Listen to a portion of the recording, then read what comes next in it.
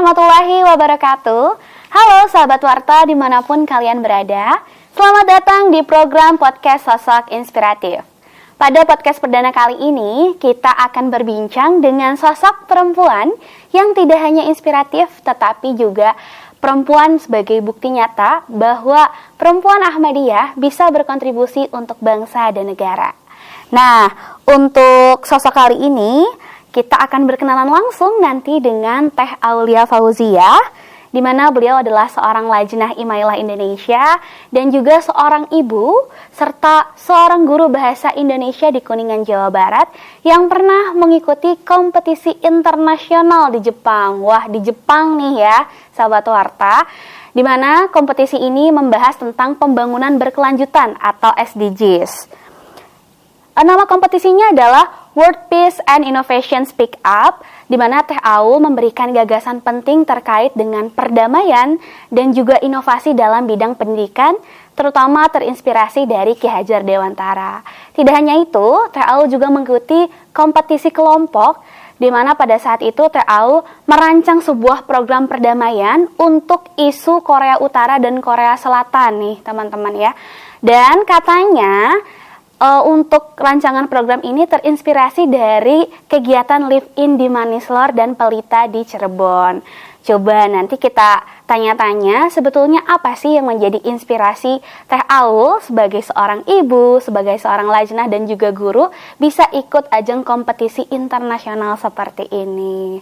Nah, tanpa berlama-lama sahabat warta, di sini kita sudah kedatangan sosok inspiratif kita, yaitu ada Teh Aulia. Halo, assalamualaikum Teteh. Assalamualaikum. Boleh Teteh disapa dulu sahabat warta? Assalamualaikum sahabat warta. Oke, Teh Aul, gimana kabarnya hari ini Teh? Alhamdulillah baik. Alhamdulillah baik. Gimana kesibukannya Bun? Alhamdulillah ya. Seperti biasa kesibukannya menjadi seorang ibu. Kemudian sebagai pendidik juga tentunya peran Lajnah ini tidak bisa dihentikan karena ini adalah salah satu upaya kita sebagai anggota Jemaat Ahmadiyah. Iya, betul sekali.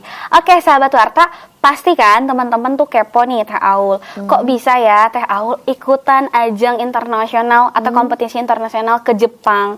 Apa mungkin dari awal Teh Aul udah ikut seleksi dari kabupaten, nasional atau gimana gitu? Mungkin boleh diceritain ya Teh Aul ya. Oke, baik, sebenarnya tadi ya mengikuti kompetisi di Jepang ini salah satu yang tidak pernah saya bayangkan itu. Terkait seleksi sebenarnya tidak ada seleksi di tingkat daerah ataupun di tingkat nasional, tapi kegiatan ini memang seleksinya langsung dengan lembaga yang menyelenggarakan. Oh gitu. Sangat ingat saat itu saya posisi sedang di sekolah, kemudian membuka beberapa media sosial dan salah satunya adalah Instagram. Di sana ada informasi terkait kegiatan Japan internasional di sana gitu. Saya pelajari bagaimana kegiatannya. Ternyata kegiatan ini tidak hanya mengikuti ruang diskusi, tetapi ada kompetisi juga di dalamnya gitu. Dan ranah yang dibahas tentang 17 tujuan berkelanjutan gitu kan. Iya. Dan ini salah satunya memang concern saya, itu di bidang pendidikan dan juga perdamaian gitu. Singkat cerita, seleksi ini memang dilaksanakan hanya secara tertulis. Jadi mengisi form, tapi memang harus dalam bahasa Inggris gitu. Ada beberapa esai yang perlu saya tulis dan seleksinya sekitar 1 bulan baru ada pengumuman. Gitu. Oke, berarti seleksinya itu online ya Teh ya? Betul, online gitu. Dan ternyata alhamdulillah saya menjadi salah satu peserta terpilih gitu. Cuman di sana saya tidak langsung menyatakan iya, sempat ragu gitu. Karena tidak 100% biayanya ditanggung oleh lembaganya. Oh begitu. Jadi saya harus menanggung biayanya 60% dari kegiatan tersebut. Oke, wah berarti seperti itu ya Taul ya. Tadi juga aku sempat mention, katanya Taul ini ikut 2 kompetisi. Berarti itu dalam satu form yang sama gitu? Iya, dari serangkaian acaranya. Jadi selama beberapa hari di Jepang ada 2 kategori kegiatan kompetisinya. Yeah. Ada secara individu dan ada juga secara berkelompok gitu. Kalau yang tadi sudah disampaikan di awal, kalau individu itu tentang speak up innovation-nya, lalu yang kelompok berkaitan merancang program perdamaian. Oke, wah hebat banget nih sahabat Warta ya, bisa dijadikan motivasi biar kita bisa pergi ke Jepang. Oke, baik sahabat Warta, di Jepang ini Teh Aul memberikan speech ya Teh Aul ya. Betul. Nah di dalam speechnya kalau nggak salah itu Teh Aul membahas tentang perdamaian. Nah sebetulnya dari definisi perdamaian itu sendiri dalam ranah pendidikan untuk Teh Aul itu apa Teh? Bagi saya mungkin kalau terkait perdamaian banyak diartikan bahwa menjalani kehidupan yang memang penuh cinta dan kasih. Tetapi bagi saya di ranah pendidikan bahwa perdamaian adalah di mana pendidik memiliki kesempatan yang sama untuk belajar, memiliki kesempatan untuk tumbuh secara kodratnya dan juga secara zamannya gitu. Dan di mana dalam proses pendidikan tersebut peserta didik merasa aman gitu dan juga dihargai. Itu sih. Oke, wah luar biasa sekali ya teman sahabat Warta. Baik, nah Teh Aul saya juga sempat baca yang kompetisi kelompoknya. Betul. Di sana Teh Aul ada terinspirasi dari Live in Manislor ya, kegiatan di Jemaat Ahmadiyah Indonesia. Nah mungkin boleh diceritain Teh, kenapa hal itu bisa menjadi inspirasi Teteh dan dibawa oleh kelompok ke Jepang di sana. Oke. Jadi kegiatan proyek kelompok ini kan kita harus merancang program perdamaian untuk Korea Utara dan Selatan. Nah, ini tentunya proses yang panjang, tidak langsung untuk mengadaptasi live-in, tapi mempelajari dulu bagaimana permasalahan yang terjadi di antara Korea dan Selatan. Intinya ada kajian literatur yang perlu dilewati dulu secara pengalaman dari orang Koreanya. Kemudian kebetulan ada orang Korea yang ikut juga, tapi Korea Selatan saat itu. Kemudian yang kedua, kajian literatur terkait artikel ilmiah yang kita baca bersama. Nah, di sini ternyata budaya di antara Korea Utara dan Korea Selatan intinya tentang krisis identitasnya Korea Utara yang berada di Korea Selatan. Nah, intinya berarti ada sesuatu yang kesalahpahaman terjadi, kemudian bagaimana pemecahan masalahnya. Nah, saya berbagi dengan para tim di sana bahwa saya pun menjadi salah satu pihak yang mendapatkan diskriminasi. Saya bagikan cerita yang live-in seperti apa konsepnya, dan setelah kita padukan dengan hasil kajian literatur kita, kita bisa mengadaptasi kegiatan live-in. Nah, nama programnya Pyong Hakem. Kalau yang saya bersama tim gitu. Nah, di sini kalau live-in kan lebih fokus ke bagian pendidikannya, mengedukasi bagaimana kebenaran Ahmadiyah, bahwa Ahmadiyah itu adalah agama Islam gitu. Tetapi di sini saya bersama tim merancang kegiatan Pyong Hakem ini dari sisi yang lain ya. Karena kan sekarang sudah canggih. Iya, betul. Adanya teknologi gitu kan. Pastinya harus memadukan teknologi. Apalagi sasarannya kita warga Korea Utara yang berada di Korea Selatan. Jadi teknologi tidak menjadi penghambat. Beda lagi kalau posisinya kita penyelenggaranya di Korea Utara, itu tentunya tidak bisa dilaksanakan dengan budaya di sana. Akhirnya kita memadukan antaranya pendidikan, kemudian dengan teknologi dan entrepreneurship di sana gitu. Jadi tidak hanya sekedar mengedukasi, tapi ada sisi ekonomi kreatif yang dimunculkan. Gitu. Wah, luar biasa sekali ya sahabat Warta. Bahwa tadi Pyong Hakem ya, itu keren banget mengadaptasi dari live-in di Manislor, kegiatan Jemaat Ahmadiyah Indonesia. Oke, baik. Nah, Teh Aul kan sebagai seorang lajnah imailah gitu ya.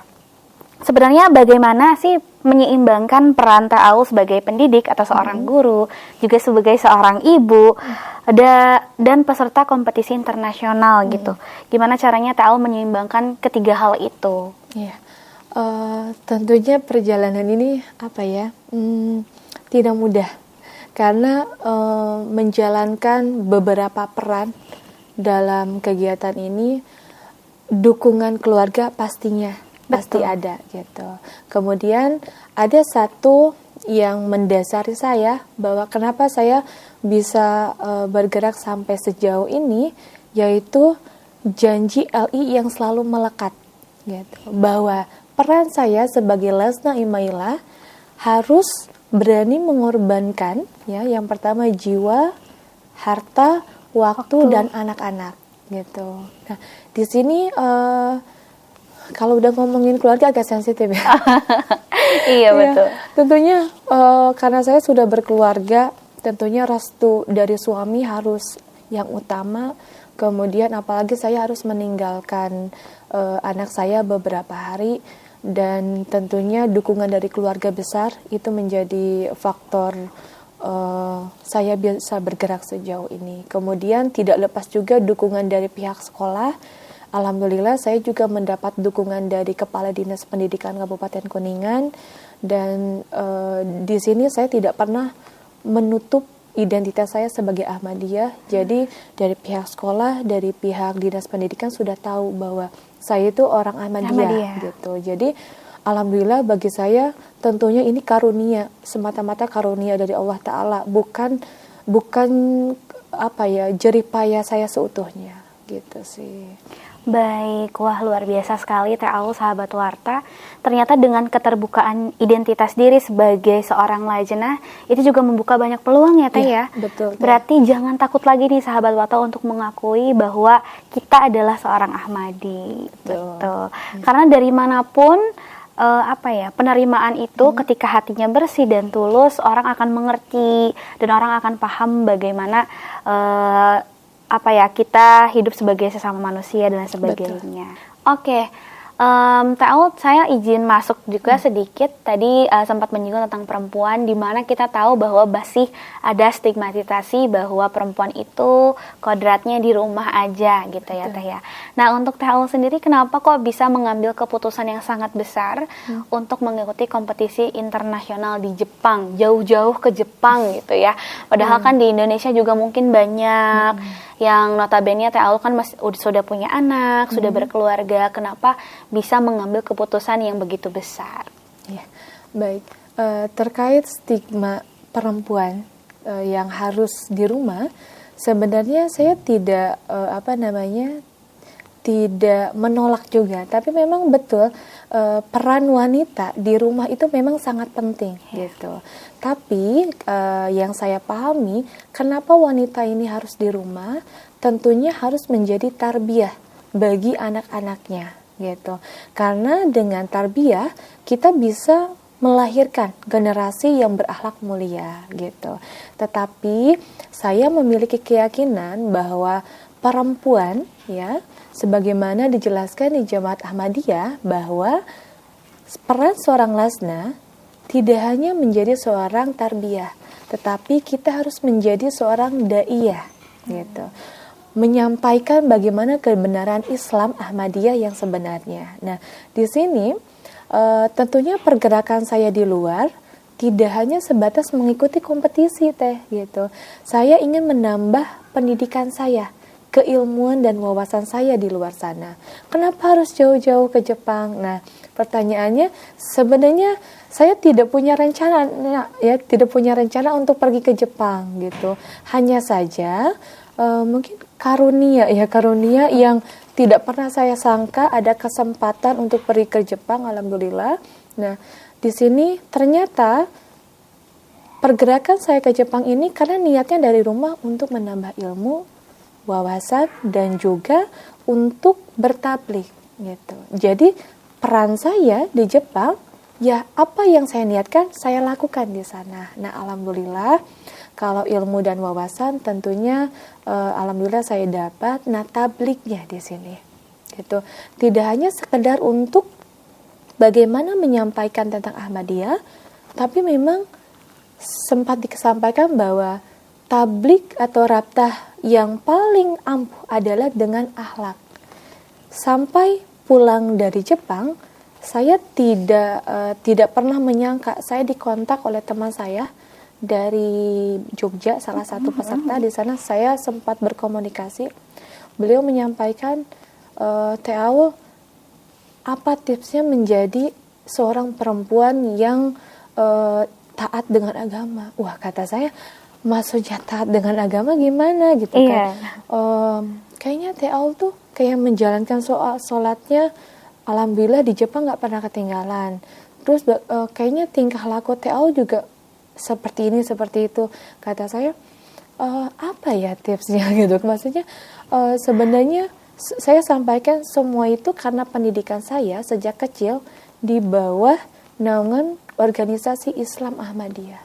Nah, di sana terbuka ruang diskusi dan bagaimana saya mengenalkan tentang Ahmadiyah kepada beliau. Gitu sih. Intinya kenapa saya pilih ke Jepang? Karena saya mempunyai tugas menjadi seorang tarbiyah dan daiyah. Gitu. Dan lokasinya kenapa di Jepang itu hanya sebatas karunia. Jadi tidak terbatas dimanapun pergerakan kita. Mau di kota kecil, kota besar, ataupun luar negeri. Mungkin itu saja. Baik. Nah, Teh Aul tadi kan Teh Aul juga membawa nilai-nilai dari janji Lajnah Imaillah. Nah, selain itu sendiri, ada tidak nilai-nilai yang Teh Aul selama ini sebagai seorang lajnah pegang yang menguatkan Teh Aul selama mengikuti kompetisi? Terkait nilai-nilai yang saya ambil dari Jamaah Ahmadiyah, tentunya sama seperti pergerakan para lajnah lain, bahwa tujuan hidup kita adalah untuk mendapatkan keriduan dan juga karunia dari Allah Ta'ala. Saya teringat kutipan sabda Hazrat Masih Maud alaihissalam bahwa perbaikan diri adalah fondasi untuk kemajuan rohani, dan dengan persatuan kita bisa menciptakan kehidupan yang damai. Nah, intinya insya Allah ketika kita selalu berupaya memperbaiki diri gitu. Tentunya dalam kompetisi, dalam kegiatan apapun sehari-hari, kita tidak lepas dari adanya kelemahan gitu. Betul. Dalam berbagi ide, kemudian dalam berkomunikasi tentunya ada kesalahan persepsi biasanya. Apalagi dalam mengikuti kompetisi gitu kan. Terkait kegiatan yang saya ikuti di Jepang, tentunya banyak berkomunikasi dengan tim gitu. Kemudian dengan selain tim juga ada. Nah, di sini dengan kelemahan saya berbahasa Inggris, tentunya ada kesalahan persepsi gitu kan. Nah, kemudian ide-ide yang saya sampaikan juga belum tentu diterima oleh rekan-rekan saya. Nah, di sini tentunya perbaikan diri. Ketika nilai-nilai perbaikan diri ini terus saya tanamkan dalam menjalani kehidupan, tentunya intinya dalam kompetisi, insya Allah di sana akan ada karunia dan kemudahan yang Allah berikan. Gitu. Iya, betul sekali.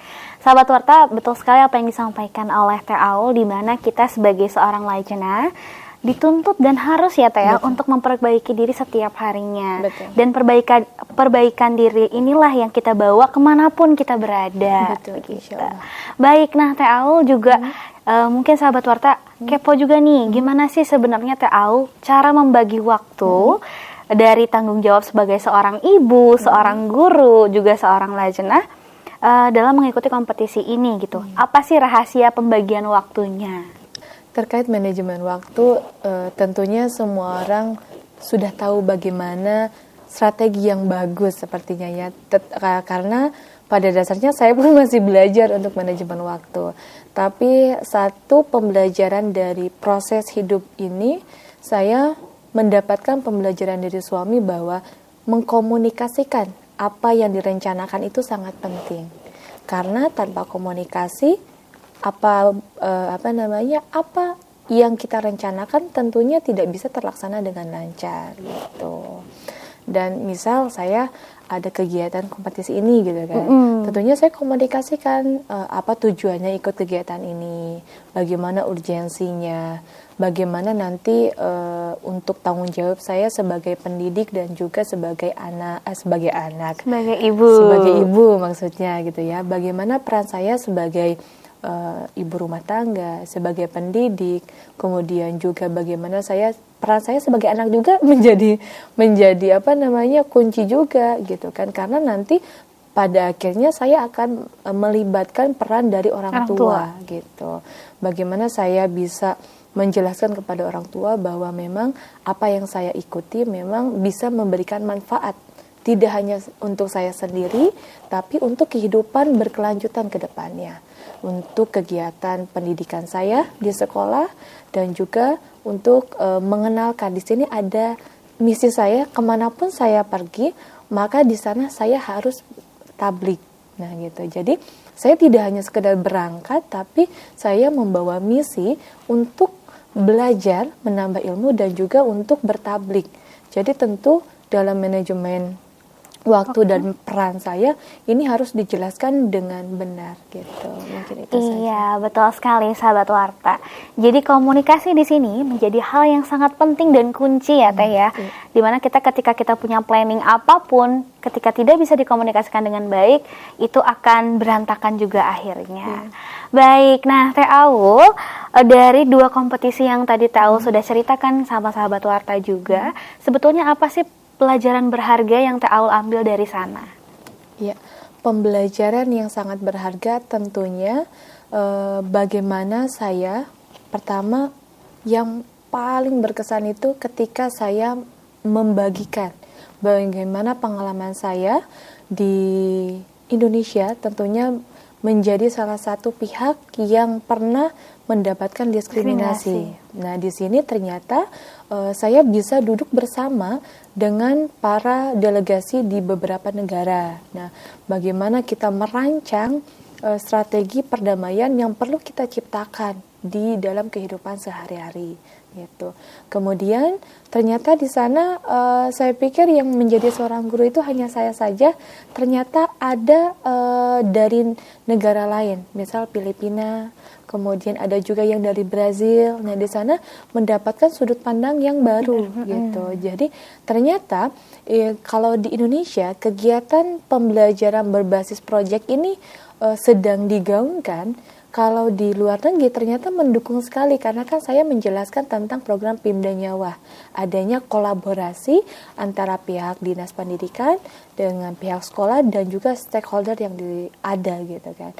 Ternyata mereka mengapresiasi bagaimana bahwa pembelajaran berkolaborasi atau project based learning yang sudah ada itu memang harus dilakukan gitu, karena itu menjadi salah satu tantangan kehidupan bagi generasi sekarang.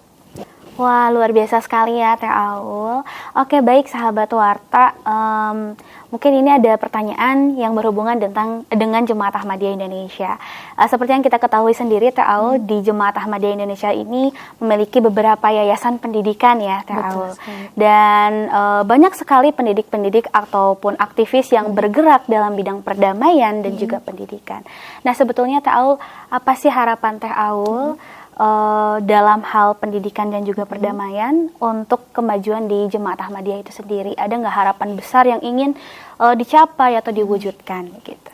Iya, terkait mimpi saya di dalam pendidikan dalam Jemaat Ahmadiyah, sebenarnya sedikit bercerita bahwa dulu saya pernah mengajar di salah satu sekolah Yayasan Jemaat Ahmadiyah, karena memang harus ikut suami. Jadi saya akhirnya resign dulu dari sekolah sebelumnya, dan ketika saya keluar dari salah satu sekolah milik Yayasan Jemaat, saya bertekad kemanapun saya bekerja nanti, saya harus mengumpulkan ide-ide dan pengalaman saya untuk memajukan sekolah Jemaat Ahmadiyah gitu. Itu mimpi saya itu gitu, karena yang kita tahu sekolah milik Yayasan Jemaat Ahmadiyah ini mayoritas yang ditempati oleh para generasi jemaat ke depannya. Iya, tentunya bagaimana kita bisa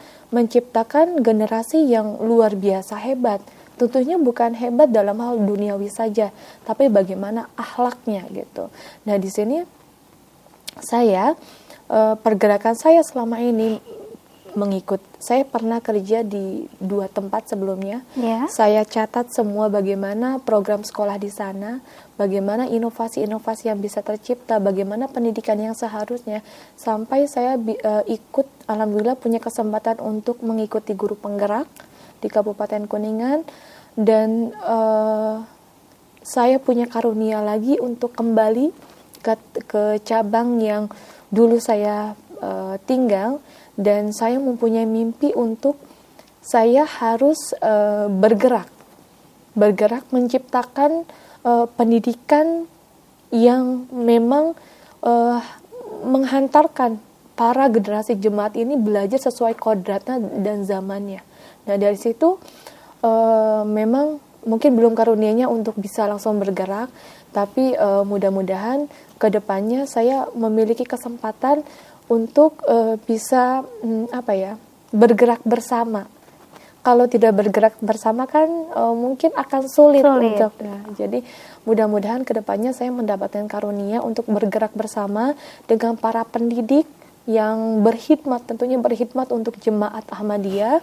Walaupun memang saya tidak mengajar di sekolah milik yayasan, tapi saya punya mimpi untuk bergerak bersama, untuk memajukan sekolah milik yayasan Jemaat Ahmadiyah, dimanapun itu tempatnya, insya Allah saya akan siap untuk berkhidmat, memajukan generasi jemaat yang luar biasa.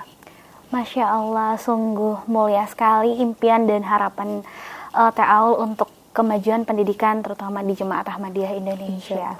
Betul, karena generasi-generasi ini perlu diberikan bekal yang banyak ya Teh ya, apalagi di zaman digital sekarang banyak sekali edukasi-edukasi yang masuk tanpa kita ketahui dan lain sebagainya gitu.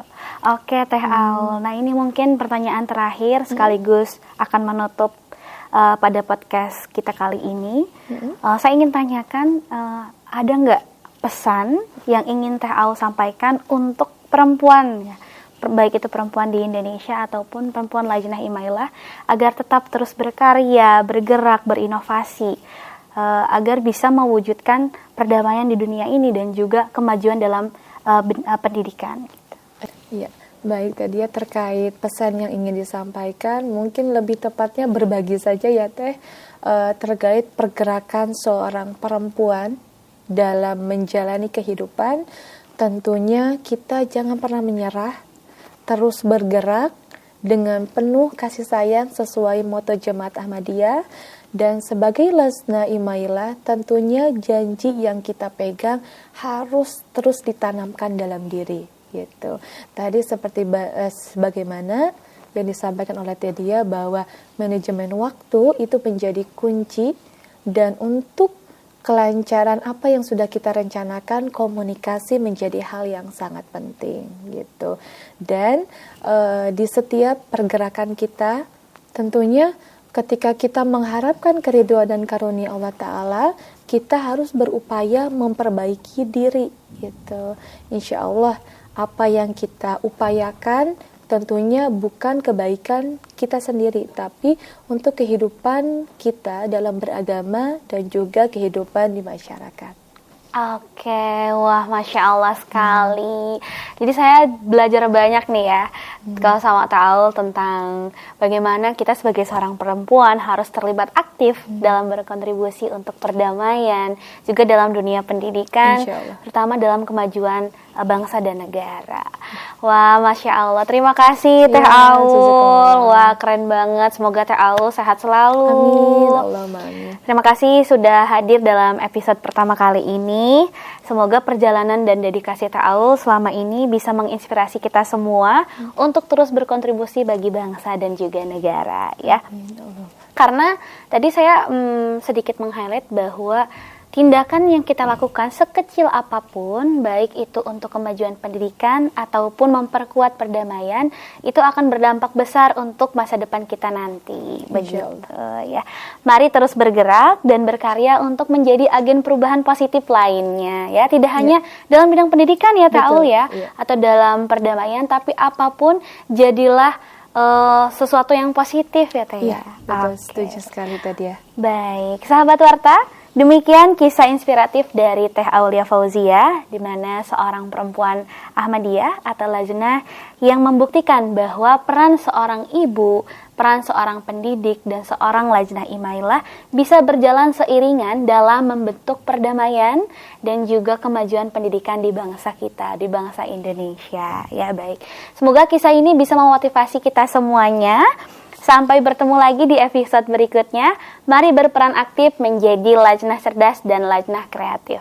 Terima kasih. Wassalamualaikum warahmatullahi wabarakatuh.